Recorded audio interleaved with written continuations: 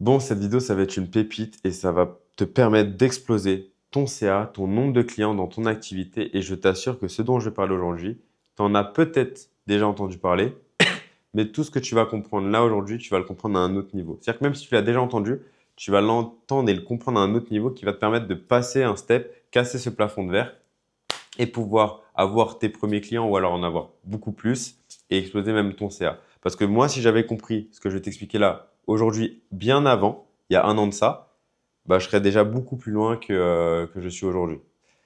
Donc, pour tout expliquer et avant de tout expliquer, reste bien jusqu'à la fin de la vidéo, hein, comme je dis, parce que comme vous avez l'habitude, bah, mes vidéos, il n'y a pas de cut ou que très peu, quasiment rien. Et il faut aussi prendre un cahier, un stylo. Donc, je t'invite à prendre un cahier, un stylo pendant que tu écoutes cette vidéo. Moi, je vais me présenter rapidement. Moi, c'est Nathan Robini. Du coup, j'ai 22 ans. J'accompagne les coachs, thérapeutes professionnels du bien-être à vivre de leur activité en ligne. Donc, en étant aligné à eux, authentique et magnétique. Donc, en faisant en sorte que tout parte d'eux-mêmes. Et aujourd'hui, du coup, bah, je vais t'apprendre quelque chose que j'apprends à nombreux de mes coachés et qui ont permis à nombreux de mes coachés de vivre de leur activité. Dans notre activité, donc dans nos projets, souvent, mais par exemple là dans l'activité, quand tu es sur les réseaux, quand tu es amené à discuter avec des gens, prospecter, même proposer ton offre, la vendre, etc., il y a une peur commune qui revient énormément, c'est la peur du rejet. Et il y a une autre peur qui vient aussi beaucoup vous bloquer, c'est la peur du regard des gens. Et même si tu penses avoir déjà fait le travail et que c'est good et qu'il n'y a plus de problème avec ça, sache que à partir du moment où tu penses que quelque chose est acquis, c'est à ce moment-là que ça t'est retiré. Donc, ne te dis pas que parce que tu as déjà fait un petit travail sur le regard des gens et, euh, et la peur du rejet, bah, c'est fini. Non, parce que c'est des peurs qu'on a toujours. Pour que tu comprennes même encore mieux la peur du rejet, pour que ce soit plus clair, qu'est-ce que c'est? La peur du rejet, c'est simplement une peur ancestrale. Ça veut dire que, en fait, notre cerveau reptilien, on a plusieurs cerveaux, cerveau limbique, reptilien et on en a un troisième, il me semble. J'ai plus le mot. Et ben, ce cerveau reptilien, donc notre cerveau primitif de la survie, et ben, il n'a pas évolué aussi vite que la société. Ça veut dire qu'aujourd'hui, quand tu vis du coup une exclusion sociale, quand en gros, tu te fais rejeter, que ce soit quand tu ressens une exclusion sociale, donc quand tu te fais rejeter, que ce soit quand un de tes prospects t'envoie balader, ou quand un appel de vente, on te dit non, je suis pas intéressé, ou que même quand tu crées du contenu, il y a des mauvais commentaires, et bah, ce que ça va te faire ressentir, du coup, le rejet, ça va être une boule au ventre ou une boule à la gorge, ça dépend, et pas mal d'overthinking, parce que souvent, du coup, à ce moment-là, on quitte le corps. Et derrière, bah, ça te fait procrastiner, ça te fait douter, ça te fait chercher la nouveauté. Donc la nouveauté par l'ego. La nouveauté par l'ego, pour ceux qui savent pas ce que c'est simplement te dire, ah non, mais en fait, finalement, peut-être que je vais faire des pubs. Ah non, mais peut-être finalement, je vais faire des webinaires. Ah, peut-être finalement, je vais faire des challenges. Et en fait, tu vas t'éparpiller, tu vas aller dans plein de directions, tu sauras plus trop quoi faire. Et après, tu te perds et t'avances pas. Et au bout d'un an, bah, en fait, t'as pas avancé, t'as même juste régressé et t'as nourri le doute encore plus qu'il était déjà là, en fait, tout simplement. Donc, comme j'ai dit, voilà, c'est une peur ancestrale qui est inscrite dans notre cerveau primitif. Et du coup, en fait, le problème, c'est qu'à l'époque, être rejeté du groupe, c'était la mort. Pourquoi? Parce que si tu étais rejeté du groupe, dans le cerveau primitif, bah, il y avait tout simplement, enfin à l'époque, pardon, tu pouvais plus te nourrir, tu pouvais plus dormir en sécurité, tu n'avais plus de protection, tu n'avais plus de groupe d'appartenance, donc tu mourais. Et aujourd'hui, bah, quand tu vis un rejet, ton cerveau, il le voit comme ça. Pour lui, ça signifie la mort. Donc, il va te faire procrastiner, donc il va te faire éviter ces situations qui sont hyper désagréables à ressentir. Sauf que toi, tu dois pas aller dans ce jeu-là. Tu dois élever ton niveau de conscience pour faire comprendre à ton cerveau que c'est OK, qu'en fait, finalement, non. Il n'y a pas de risque de mort ou de quoi que ce soit. Et ça, c'est hyper, hyper, hyper important. Et souvent, bah, on va le ressentir ça quand un prospect va dire non, quand on va se faire, quelqu'un va nous envoyer pardon, balader par message ou quoi, ou même en appel. Et c'est comme ça. Mais je vais t'expliquer comment pallier tout ça, comment pallier à cette peur du rejet, comment l'apprivoiser, pas la dompter, mais comment l'apprivoiser pour que tu puisses en finir avec ça. Tu l'auras toujours, mais tu puisses réellement l'apprivoiser, qu'elle soit finalement partie intégrante de toi et qu'elle puisse même t'aider dans ton avancée. Et que tu en aies tout le temps conscience et que tu puisses en fait tout simplement la surpasser, que ce soit plus un frein. Donc, je vais t'expliquer. Pour faire simple, du coup, voilà, ton cerveau croit que c'est une exclusion sociale, mais en réalité, c'est juste un refus rationnel, contextuel et neutre que tu reçois. Et pourquoi ce n'est plus un vrai danger aujourd'hui? Tout simplement parce que tu le regardes, enfin tu le vois, si tu te fais rejeter par qui que ce soit dans la rue ou quoi, en vrai, tu ne vas pas mourir. Qu'une personne te dise non, oui, peu importe, enfin, tu ne mourras pas, il ne se passera rien. Juste, tu vas ressentir des choses qui sont désagréables, mais il ne se passera rien. Et ça aussi, il faut que tu le saches, tu n'es pas rejeté en tant qu'être humain. La personne, quand elle refuse ton aide, elle refuse de discuter avec toi parce qu'elle s'énerve pour quoi que ce soit, et bah, elle va en fait refuser ton idée, ta solution, ou tout simplement la version d'elle-même qu'elle n'est pas prête à incarner. Et ça, c'est le truc qu'il faut comprendre, c'est que pour la plupart des personnes, souvent, de toute façon, on va y revenir, ils se rejettent eux-mêmes. Et ça, c'est un truc qu'il faut comprendre. Bien sûr, lorsque, maintenant, tu vas prospecter quelqu'un, si tu le prospectes avec bienveillance, intégrité et respect, et qu'il te rejette, il est en mode non, vas-y, je suis pas intéressé, dégage, etc. Il se rejette lui-même. Il se rejette lui-même. Il te rejette pas toi. C'est comme, admettons, un homme qui va dans la rue, qui est bien habillé, etc., qui va voir une dame qui est aussi bien habillée. Et bah, si la dame elle s'est fait accoster par 10 mecs relous avant, qui l'ont saoulé, etc., qui l'ont mis à nerf, parce qu'ils sont pas venus avec respect, bienveillance, etc.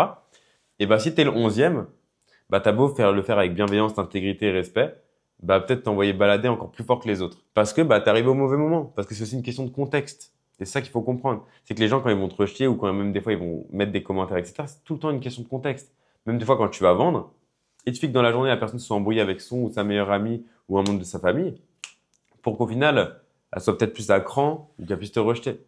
Enfin, tu puisses ressentir plutôt une sensation de rejet. Parce qu'en vrai, elle te rejette pas, toi, comme je l'ai dit, c'est soit une idée, une solution, ou alors la version d'elle-même qu'elle n'est pas prête à incarner. Donc ça, c'est quelque chose qu'il faut prendre en compte. Et je vais te donner un exemple. Par exemple, si tu proposes un accompagnement qui pourrait profondément transformer une personne et elle refuse, sache qu'elle ne te rejette pas toi, elle rejette la possibilité de changer. Parce que changer, c'est inconfortable, ça demande de se responsabiliser, tout simplement. Et je vais te faire même une analogie, c'est l'analogie de la bouée. C'est, admettons, moi je vois quelqu'un qui est en train de se noyer. Et j'ai une bouée. Ma bouée, c'est la solution. Lui, il est en train de se noyer. Et je le vois, bah, je me dis, ok, bah, en vrai, je suis en mesure de l'aider, donc pourquoi pas l'aider? Je vais lancer ma bouée, je vais dire attrape-la, etc. Ça peut grave t'aider, et en fait, tu vas pas te noyer, tu vas pas mourir, quoi. Enfin, le but, c'est, voilà, pas que tu te noies et que tu sois en galère. Moi, si je peux t'aider, je t'aide. Si la personne refuse ma bouée, etc., pour je ne sais quelle raison, c'est ma bouée qu'elle refuse. C'est l'aide, oui, que je lui apporte, mais c'est pas moi. C'est ça, c'est pas moi en tant que personne. C'est la bouée, c'est la situation et c'est la solution.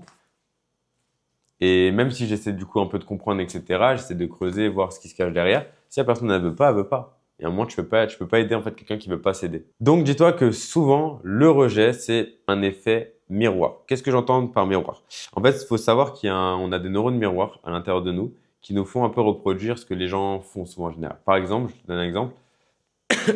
Si, admettons, il y a quelqu'un avec qui je parle à table et je commence à me mettre comme ça pendant que je parle, il y a énormément de chances que lui il commence à faire ça aussi, qu'il adopte le même langage corporel que moi. Et en fait, c'est inconscient, mais il va faire un peu la même chose. En même temps, si je suis comme ça, bah, il y a moyen qu'il lui aussi, naturellement, se mette comme ça aussi. Peut-être de l'autre côté, mais en tout cas, il se mettra dans la même position. Ça montre qu'en plus, il a l'écoute, etc. Ça crée une connexion inconsciente qu'on ne voit pas, mais qui se crée.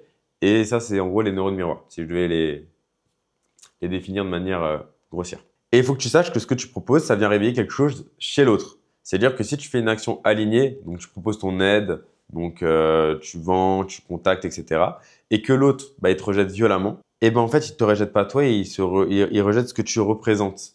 Vous voyez, c'est un peu comme les personnes qui sont jalouses. Les personnes qui sont jalouses, souvent, elles sont jalouses pourquoi?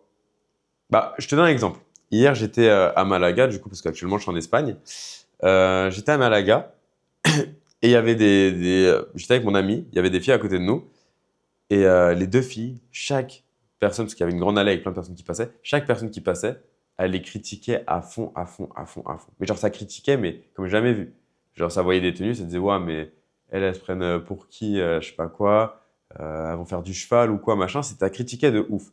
Et en fait, ce que j'entendais, moi, quand elle disait ça, c'était pas juste, bah, elles sont méchantes pour être méchantes, mais je me disais juste que, bah, en fait, finalement, c'est elles-mêmes qu'elles rejetaient. Elles critiquaient ces femmes-là parce qu'elles aimeraient s'habiller comme elles, mais elles osent pas. Elles ont peur. Elles ont peur peut-être du regard des gens. Elles peuvent aussi avoir pareil la peur du rejet. Et souvent aussi, elles peuvent être jalouses, tout simplement. Tout simplement. C'est, elles aimeraient faire comme elles, mais elles n'ont pas le courage de le faire. Donc, elles critiquent pour se conforter dans l'idée que ça, c'est pas normal, etc. Et que, bah, en fait, c'est pour se mettre dans une sorte de confort. Sauf que c'est jamais un confort en plus qui est très sain. Et bah, ça, c'est par exemple, ça montrait juste qu'elle se rejetait elle-même. Le fait qu'elle rejette, qu'elle parle mal des personnes, etc., qu'elle soit jalouse. Et quand tu comprends ça, pareil, boum, ça peut te créer des déclics. Donc, dis-toi que les neurones miroirs, ils s'activent quand quelqu'un ose faire ce qu'on ne s'autorise pas encore.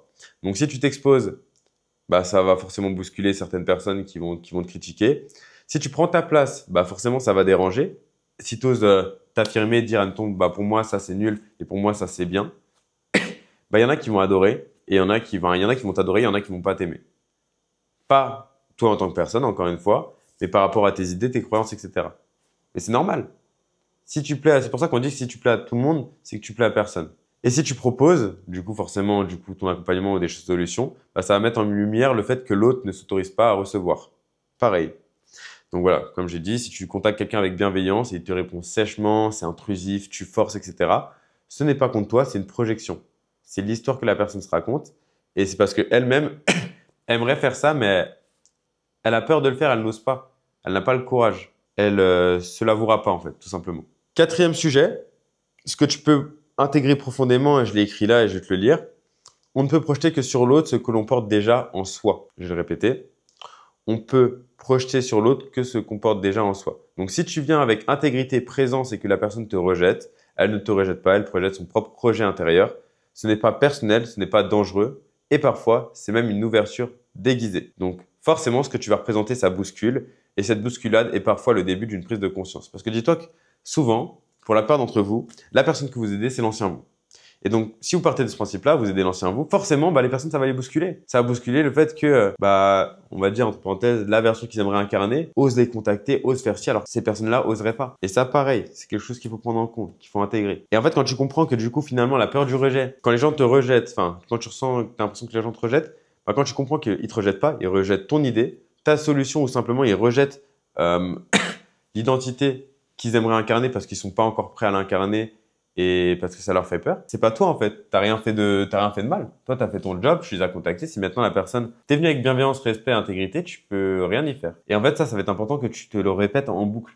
Dès que tu ressens du rejet ou quoi que ce soit, peu importe que ce soit quand t'appelles quelqu'un, quand t'es en appel de vente, que ce soit avec tes amis, ta famille, que ce soit quand tu prospectes, etc., il faut que tu prennes en compte ça. Que le rejet, il est normal et que les gens, bah, en fait, se rejettent la plupart du temps eux-mêmes. Et quand tu prends conscience de ça, tu comprends qu'en fait, finalement, bah, pas c'est facile, mais en vrai, ça va. En vrai, ça va. Genre, les gens te rejettent pas toi. Et du coup, c'est même flatteur. Tu te dis, ah, ok, c'est que j'incarne vraiment, j'ai une certaine posture, c'est cool, je suis bien avec bienveillance, intégrité. C'est que j'arrive déjà à incarner vraiment, bah, cette personne. Et si ça hérite, bah, c'est bien, en fait, finalement.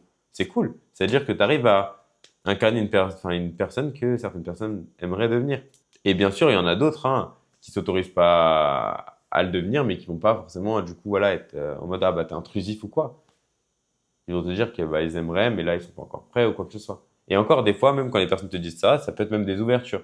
Le nombre de personnes que j'ai déjà eu en appel, etc., qui de base ça partait très mal, même certains de mes coachés, des messages dès le début en ouais, je peux intéresser, je sais que t'es un vendeur, etc. Et au final, ça finit par être des clients. Mais c'est parce que en fait, faut pas s'arrêter à leur peur et à ce que les personnes vont te raconter. Mais ça, de toute façon, j'en ai parlé dans une autre vidéo. Donc, la prochaine fois qu'on te dit non, demande-toi juste est-ce que j'ai agi avec alignement, bienveillance et intégrité. Ça, faut que tu le notes. Demande-toi à chaque fois ça. Est-ce que j'ai agi avec bienveillance, alignement et intégrité? Si oui, bah sinon, il t'appartient pas.